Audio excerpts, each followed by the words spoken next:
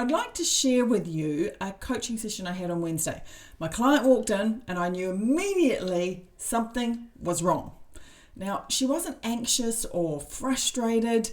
It was like she was done, just flat, like the lights were on, but nobody was home. She sat down and she said to me, "I don't even know why I'm here." Now, we were meant to be working on her business structure that day, her true choices, her next big action steps. And I knew none of that was going to be possible in that moment. She was totally aware that she was in a state of burnout. Her body had taken so much load for so long that it finally did what bodies do when you don't listen to them. It broke. And she described it perfectly. You know, you keep adding load after load after load, and eventually your body and mind just says enough. And you wake up the next morning and nothing is working. You can barely lift a finger. That's a dysregulated nervous system. And it's probably one of the most misunderstood, most mismanaged things in the entire personal development space. So today, I want to talk about what it is or what is actually happening when that happens and why it matters far more than most people realize nowadays. And more importantly, what you can do right now in the moment to bring yourself back into regulation.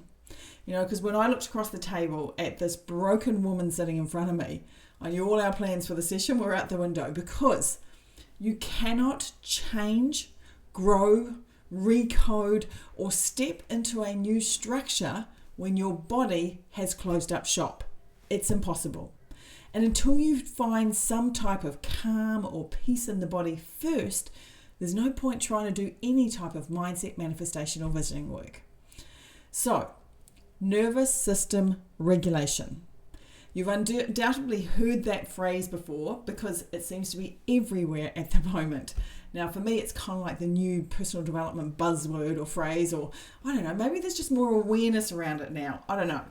Anyway, let me share with you what's actually happening when your nervous system is having a meltdown. But first things first, what is your nervous system? So the simplest explanation is it's the human body's central command center. So it forms a vast network of nerves that transmit signals between the brain and the rest of the body to control every movement, every thought, and every automatic function. Now, there's two main systems that make up your nervous system. There's the central nervous system, which includes your brain and your spinal cord. So obviously we know the brain is the main control center that processes information, stores memories, and it generates thoughts. And of course, the spinal cord is the main highway that connects the brain to the rest of the body. Okay, then you have the peripheral nervous system, which includes our somatic system, which controls voluntary movements by connecting the brain to skeletal muscles. The autonomic system, which regulates functions like your heartbeat, breathing, and digestion. And our two currently hot phrases at the moment, your sympathetic nervous system, which is your fight or flight response that gets activated during times of stress or danger, and your parasympathetic nervous system, which controls your rest and digest state to calm the body down. Now, when we're talking about the latter two, when you're in a healthy, regulated place, your body moves fluidly between the sympathetic nervous system and the parasympathetic nervous system. So pressure comes, you activate. Pressure passes, you recover. You naturally, unconsciously move back and forth and flow between the two modes. Kind of like flowing through yin and yang, or even the natural mechanics of breathing in and out. In and out. So dysregulation is when that movement stops. So for high performance entrepreneurs, it's the ultimate hidden bottleneck. You see, when your system is deregulated or dysregulated, you operate from a physiological state of survival rather than a psychological state of strategy. So you're not being lazy or incapable. Your nervous system is misallocating its energy resources to protect you from perceived threats. So it's essentially blocking access to executive functioning, creativity, and clear decision making. Now, there's two faces to dysregulation that manifest on both ends of the scale. And the first, most of us are actually pretty familiar with. It's called, well, phase one I call activation. So it's kind of like that high activation, sympathetic fight or flight state. So this shows up physiologically as high cortisol levels, high heart rate, high adrenaline spikes. It's that go, go, go, go, go, go state with very little rest in between. Racing thoughts, anxiety, a sense of urgency that won't switch off, a tight jaw, shallow breathing, exhausted but unable to rest, irritability that seems to just come from nowhere. All of this is your sympathetic state stuck in the on position. Most of that's pretty obvious, right? So here's what can also trigger it: the shiny object pivot. This is the entrepreneur that isn't getting results fast enough. So they're constantly chasing new strategies, new offers, changing their niches. And all of this is driven from an impatient energy that they're not achieving fast enough. Or it's the incessant brain chatter. Now this shows up as a mind that's always racing with endless to-do lists that prevent deep, focused, creative work, aka the flow state, and causing fractured attention across 50 open browser tabs. There's the reactive firefighting, which is like treating every minor hiccup in business and life as a massive emergency that requires immediate aggressive intervention. Most of what you see about the nervous system regulating is addressing this type of state. The breathing techniques, the meditation apps, the cold showers, all of them are aimed at one thing: bringing the activation down. But there's a second phase of nervous system deregulation, and that's called shutdown. Now this is the one that barely gets talked about, and it's called dorsal shutdown or freeze, and it presents the completely opposite way. You see, when high activation is sustained for too long without recovery, the nervous system pulls the emergency brake to protect itself. This is the physiological equivalent of a circuit breaker, tripping. The entrepreneur feels completely drained, flat, detached. They might get migraines. Instead of racing thoughts, there's fog. Instead of urgency, there's apathy.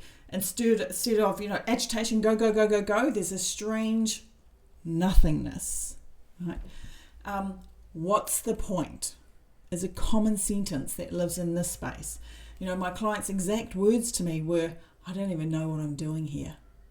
So in this state, energy isn't just low, it's absent.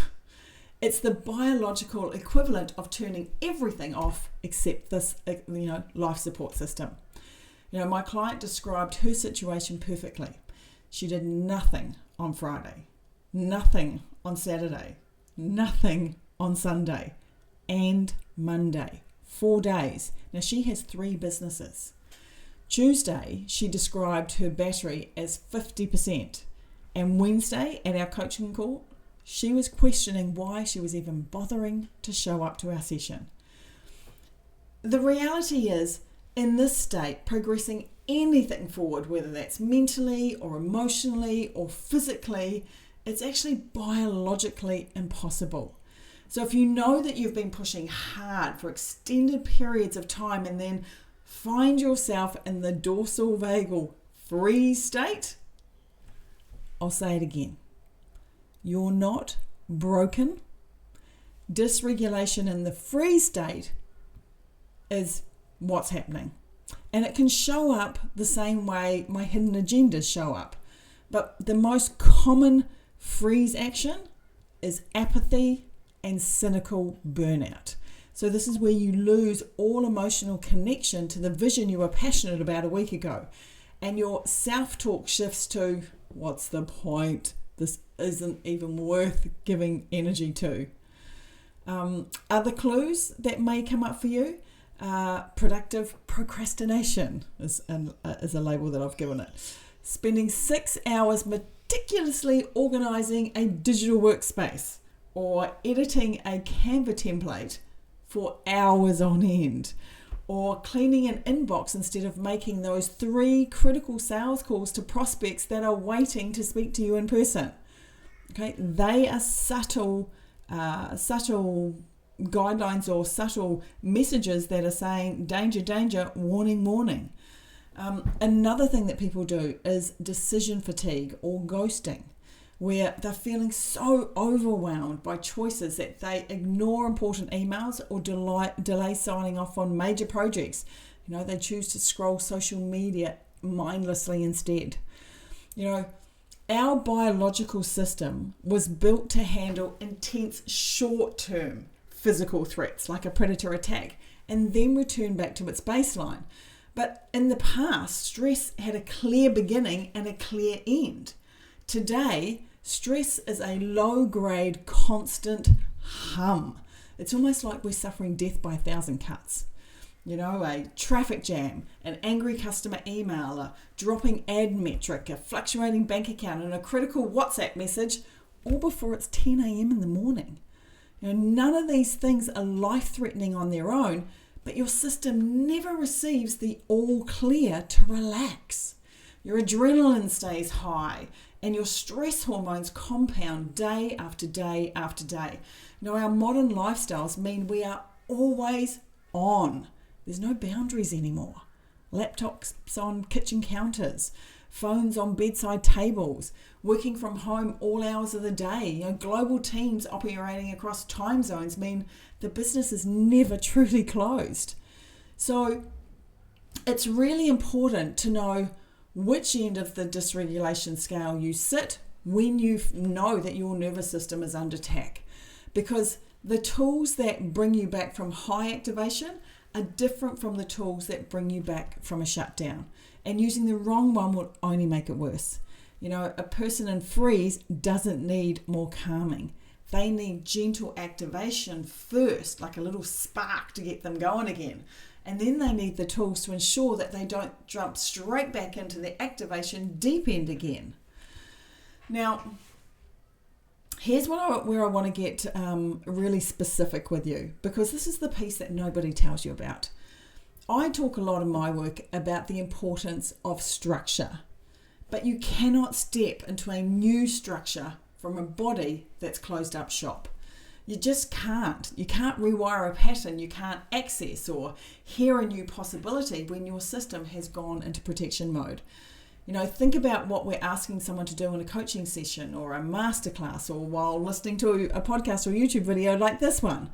We're asking you to feel differently about your situation, to feel into a new version of yourself, to make decisions from a creative orientation rather than a survival one.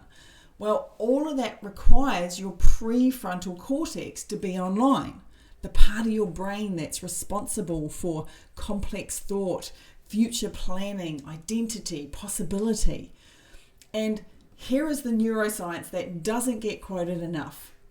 When your nervous system is dysregulated, blood flow literally shifts from the prefrontal cortex towards your primitive survival centers. So in other words, the logic brain goes offline. The identity brain goes offline. The part of you that can receive a new idea, try on a new structure, feel into a different future, that part is unavailable. And that's why I spent the first 15 minutes of Wednesday's session doing no coaching at all. Because there was no point. My client's body had to come back online first. And once it did, we did some of the most meaningful, really good work that we've done together. So here's the reframe that I want to offer you. Nervous system regulation is not the destination. It's the starting point. A regulated body is the condition the real work requires. It's not the reward for doing it. Presence first, always. Now, before I walk you through some specific techniques to calm or activate the nervous system, I want to mention something quickly. If any of this is resonating, especially the pattern of pushing through your body, forcing you to stop, I've built a short quiz that identifies which of the 12 hidden agenda patterns is most likely creating that cycle for you specifically. So the link is in the description. It takes about 4 minutes to complete. So go take it after this. It reframes a lot of confusion into one clear picture. So you'll find it at terrianepalmer.biz/quiz. Okay, the tools. All right, so all 4 of these work on the same core principle. They pull your awareness completely into the present moment, into the body, into your physical reality of right now, because that is where your nervous system resets. And presence is regulation. All right, so technique 1 is your breath. All right, so this is where high activation, sympathetic, when it gets stuck to the on, you'd use this one. So this one gets talked about a lot, but it's probably done quite poorly. Here's the specific pattern that actually works when you've crossed the line into high activation. So what I want you to do is I want you to breathe in through your nose for 4 counts. And then you're going to hold for 4 counts. And then out through your mouth for 6 counts.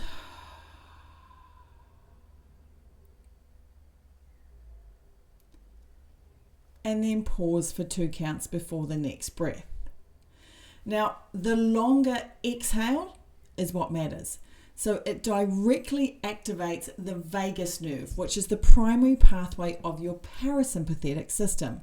So it sends a signal to the survival brain, the threat is not immediate. You don't need to do this for 20 minutes. 3 to 5 breath cycles, done. With the actual intention and attention, that will shift the state. Now, for shutdown, the approach is very different. So a person in freeze needs activation before calming. So a short walk around the room, light movement, even standing up and shifting your weight from foot to foot. Have a stretch with your arms over your head and dip. What happens is your body needs a spark, something to interrupt the flatness. You've got to have that something before it can receive anything else. Now, I personally like these techniques because they can be done anywhere at any time, in the car, waiting for an appointment, sitting at your desk, and nobody needs to know that you're doing them, okay? So these are what we term PQ reps from another practitioner. So one of the first ones is you get your fingertips and you bring them together. It doesn't matter which fingers, but typically it's easier with one of your fingers and your thumb. Okay, so you bring your fingertips together slowly. Now just feel everything you can actually feel. The ridges of your fingertips, the lines, any calluses. Feel the temperature between perhaps the different fingers. The slight variation in pressure as you move them against each other, right? So what you're actually doing when you do this is you're pulling your nervous system's full attention into the body, into this moment, into specific physical sensation. You see, the brain cannot hold both the threat loop and this level of sensory detail at the same time. So you're actively choosing where the attention lands. And look, you just stay with that for about 60 seconds. Really stay with it and notice what changes. Right? The third technique that I'm going to share with you is called sensory ranging. So this one uses your existing environment. Nothing's required for it. And all you do is you start with sound.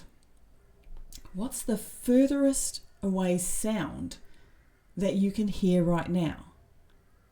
And you just listen for it. Find it. Hold your attention on it for a moment. Now bring your attention to the sound that is closest to you. What is that? Is it the hum of a fridge? The tinkle of your cat's bell? Your own breathing? A clock ticking in the background?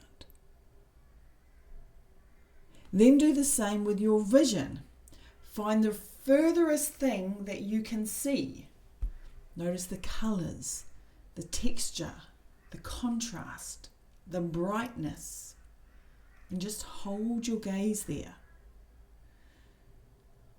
Now, bring to it what is immediately in front of you. You see, what you're doing is anchoring your awareness to the present physical environment through multiple sensory pathways simultaneously. Now, it's particularly useful in high activation when thought is racing, but sensation can pull you out of the loop. The nervous system cannot stay in a future threat while your full attention is on the sound of rain on the window right now. Okay. And then the last technique is cold water immersion. Okay. Sometimes there are moments in life where the other three are just not enough. And sometimes the system is so activated or is so resistant that you need a stronger interrupt. So here's the gentle version. Fill a bowl with water and ice. A big enough bowl, it's got to be bigger than your face, let's say. And what you want to do, so with that water and ice, is you want to plunge your face into it for about 8 seconds. I know, stay with me. Now, here's what happens with that. What happens physiologically is called the mammalian dive reflex. So it's a hardwired survival response. Your heart rate drops almost immediately, blood pressure redistributes itself, and your nervous system is pulled into a completely different state by the temperature signal fast, without requiring your mental cooperation or any belief systems. Now, is it comfortable? No, it's not, but it is very effective. And that's probably the best technique that I can recommend for when nothing else is cutting through. You know, my husband used to say when his kids were small, to get them to be present, he'd push them in the pool or he'd throw them in the pool. Didn't matter what time of day or night. Didn't matter what the season was, whether it was summer or winter. That was the fastest way that he could bring them present. Now, pretty harsh in that, but I tell you what, it works, and it works fast. So for a system that is locked in high gear and not responding to any of the gentler inputs, this is the circuit breaker that works every time. Okay, one more technique that I want to share with you is called the hot water nurture. So remember how I talked about you can't use the same thing for everything? Well, just how you've got the hot water, I also want to do the opposite. So when you're in that freeze state, the brain filters out the environment to protect itself, causing deep brain fog. You need to gently wake up the senses without overloading them. So while ice baths can be great for high anxiety, they can also shock a frozen system into deeper withdrawal. So instead of using the cold, we use warmth. And this might show up in the way of like a hot shower, a warm cup of tea, or a heating pad on the chest, just to encourage the body to expand and relax. All right. Another method is the 5-4-3-2-1 grounding method. So what you do in this one is you look around the room and you name out loud 5 things that you can see, 4 things you can physically feel, 3 things you can hear, 2 things you can smell, and 1 thing you taste. And what this does is this pulls the brain out of the internal fog and back into the present room. It's a way to light the spark without activating it too far in the sympathetic direction.